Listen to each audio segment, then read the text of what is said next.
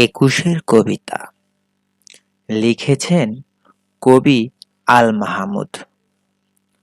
ফেব্রুয়ারির ২১ তারিখ দুপুরবেলা অক্ত, বৃষ্টি নামে বৃষ্টি কোথায়, বরকতেরই রক্ত।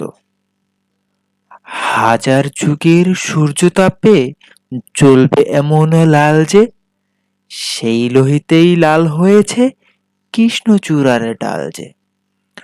প্রভাত ফেরির মিছিল যাবে, ছড়াও ফুলের বন্যা, বিষাদ গীতি গাইছে পথে তিতুমিরের কন্যা।